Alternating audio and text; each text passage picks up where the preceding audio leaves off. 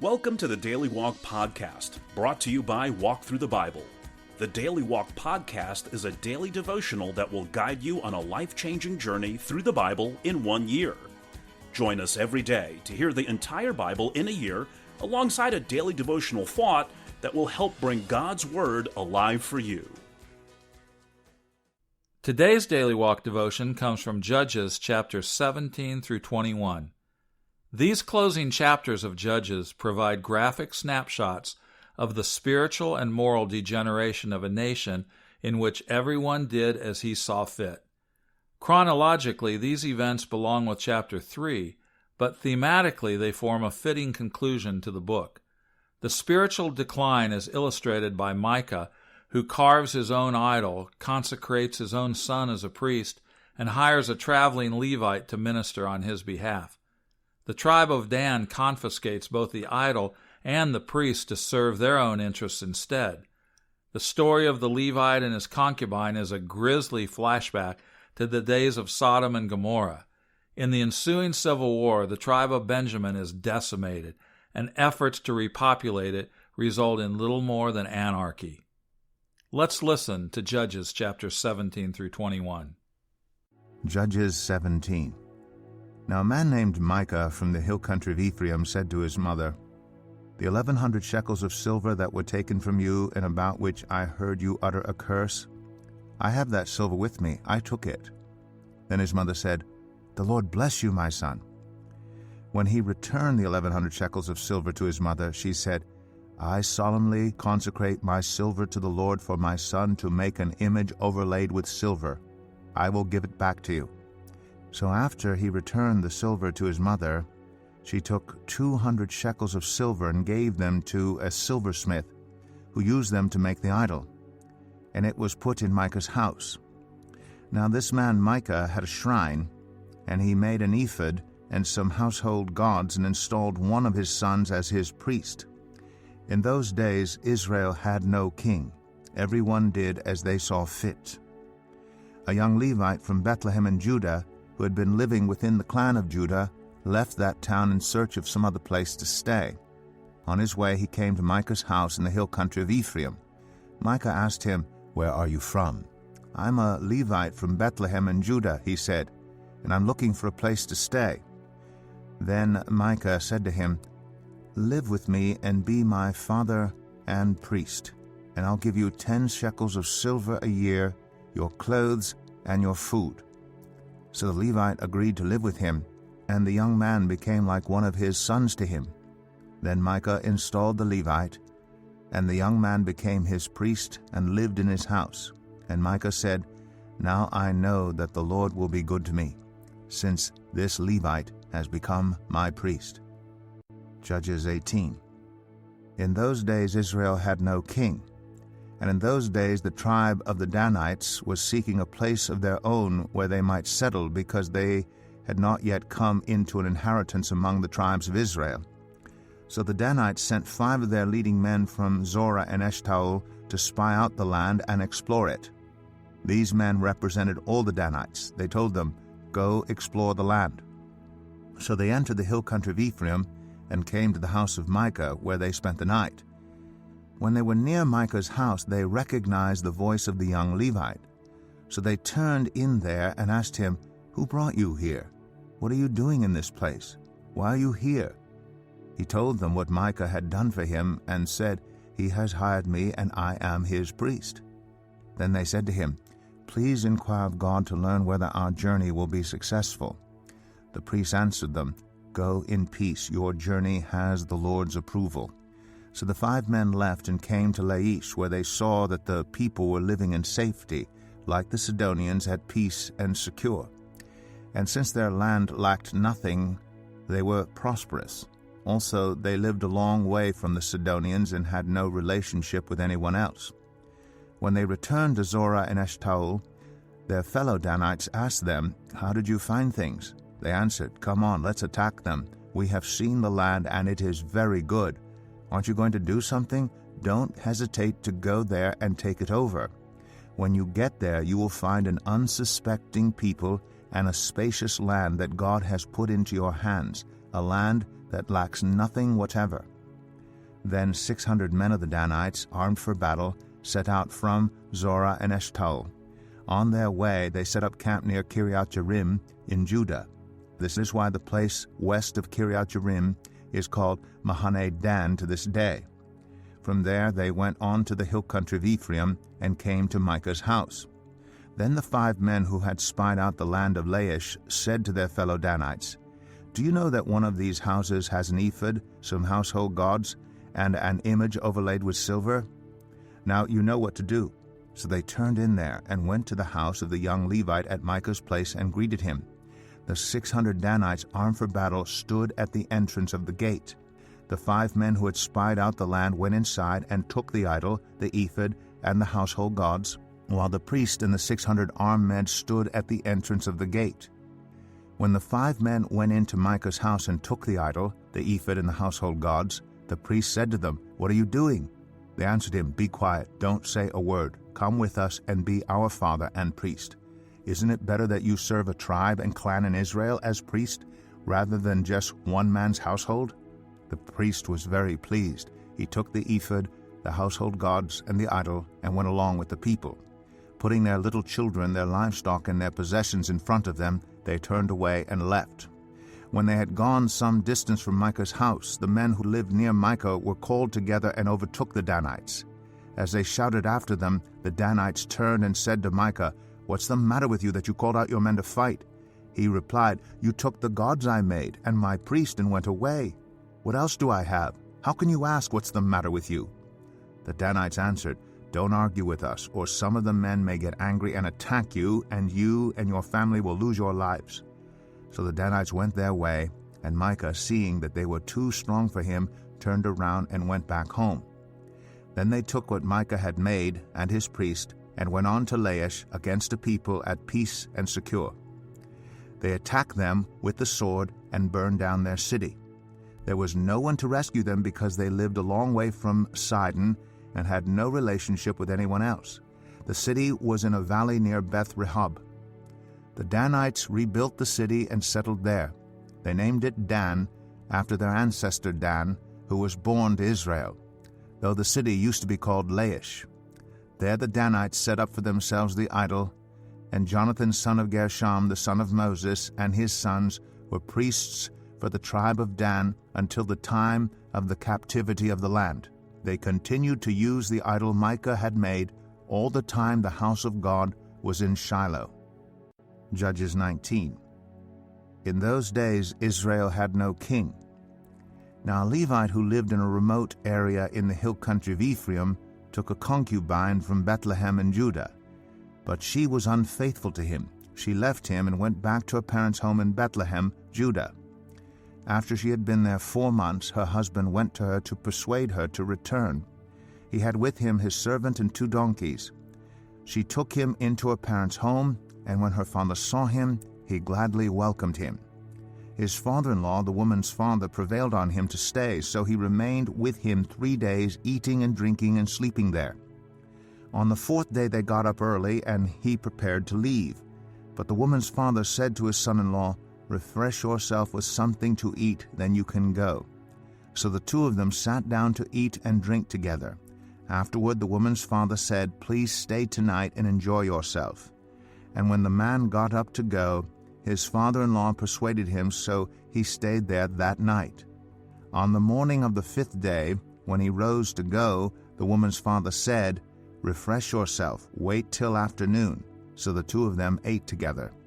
Then when the man with his concubine and his servant got up to leave, his father-in-law, the woman's father, said, "Now look, it's almost evening. Spend the night here. The day is nearly over. Stay and enjoy yourself. Early tomorrow morning you can get up and be on your way home." But unwilling to stay another night, the man left and went toward Jebus, that is Jerusalem, with his 2 saddled donkeys and his concubine. When they were near Jebus, and the day was almost gone, the servant said to his master, "Come, let's stop at this city of the Jebusites and spend the night." His master replied, "No, we won't go into any city whose people are not Israelites. We will go on to Gibeah." He added, "Come, let's try to reach Gibeah or Ramah and spend the night in one of those places." So they went on, and the sun set as they neared Gibeah in Benjamin. There they stopped to spend the night. They went and sat in the city square, but no one took them in for the night. That evening an old man from the hill country of Ephraim, who was living in Gibeah, the inhabitants of the place were Benjamites, came in from his work in the fields. When he looked and saw the traveler in the city square, the old man asked, "Where are you going? Where did you come from?"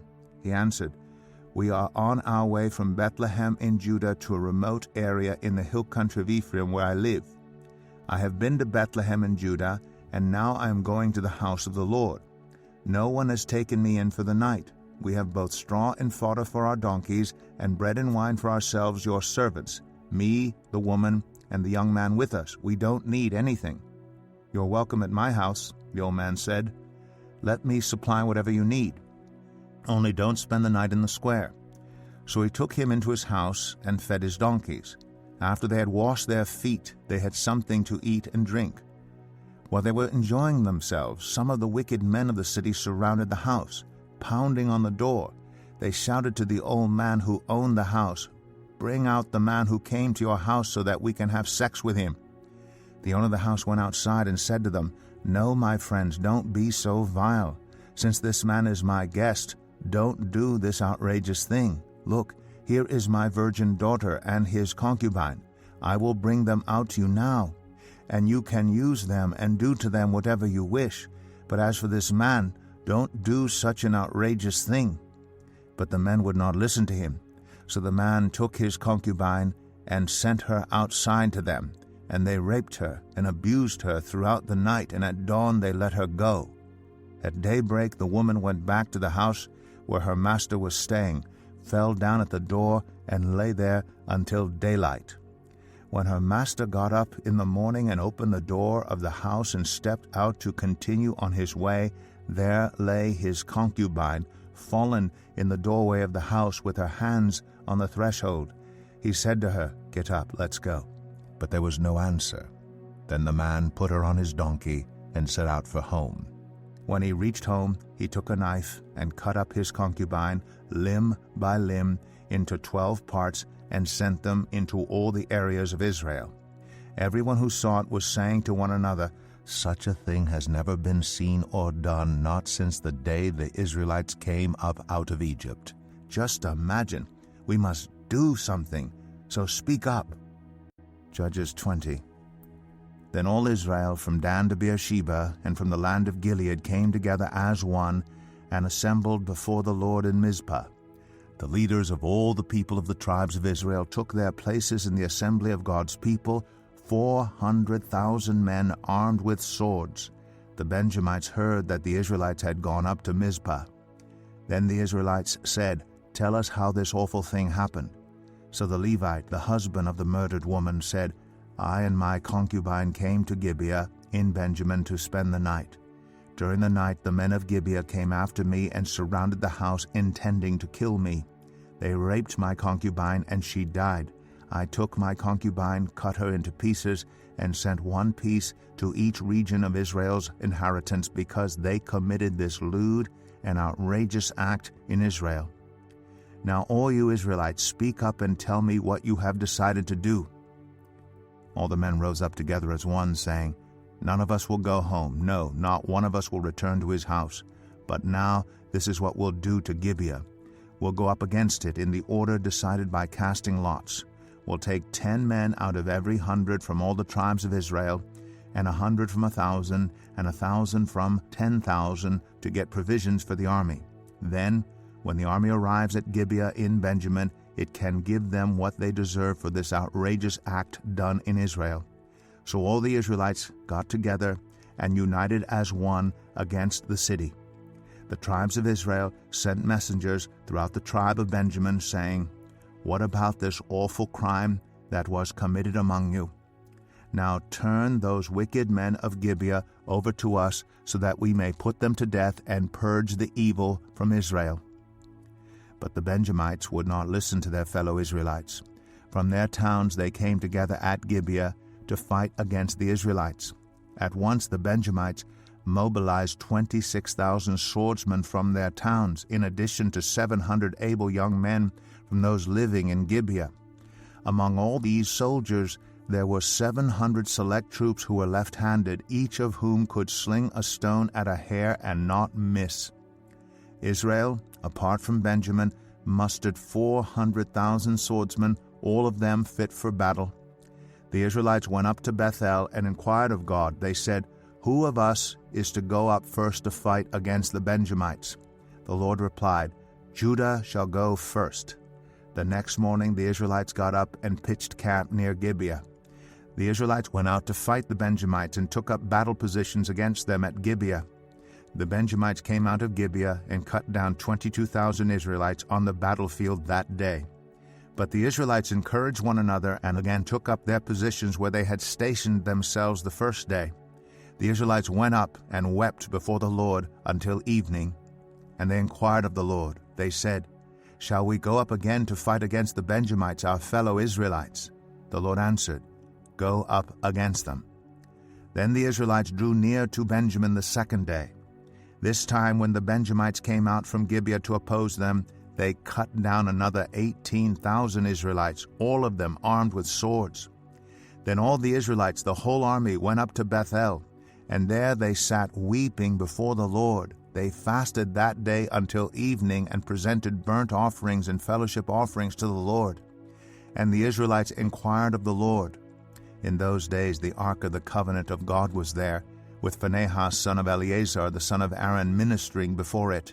They asked, "Shall we go up again to fight against the Benjamites, our fellow Israelites, or not?" The Lord responded, "Go, for tomorrow I will give them into your hands." Then Israel set an ambush around Gibeah. They went up against the Benjamites on the third day and took up positions against Gibeah as they had done before. The Benjamites came out to meet them and were drawn away from the city. They began to inflict casualties on the Israelites as before, so that about 30 men fell in the open field and on the roads, the one leading to Bethel and the other to Gibeah. While the Benjamites were saying, "We are defeating them as before," the Israelites were saying, "Let's retreat and draw them away from the city to the roads." All the men of Israel moved from their places and took up positions at Baal Tamar, and the Israelite ambush charged out of its place on the west of Gibeah. Then 10,000 of Israel's able young men made a frontal attack on Gibeah. The fighting was so heavy that the Benjamites did not realize how near disaster was. The Lord defeated Benjamin before Israel, and on that day the Israelites struck down 25,100 Benjamites, all armed with swords. Then the Benjamites saw that they were beaten. Now the men of Israel had given way before Benjamin because they relied on the ambush they had set near Gibeah. Those who had been in ambush made a sudden dash into Gibeah, spread out, and put the whole city to the sword. The Israelites had arranged with the ambush that they should send up a great cloud of smoke from the city, and then the Israelites would counterattack. The Benjamites had begun to inflict casualties on the Israelites, about 30, and they said, "We are defeating them as in the first battle." But when the column of smoke began to rise from the city, the Benjamites turned and saw the whole city going up in smoke. Then the Israelites counterattacked, and the Benjamites were terrified because they realized that disaster had come on them. So they fled before the Israelites in the direction of the wilderness, but they could not escape the battle.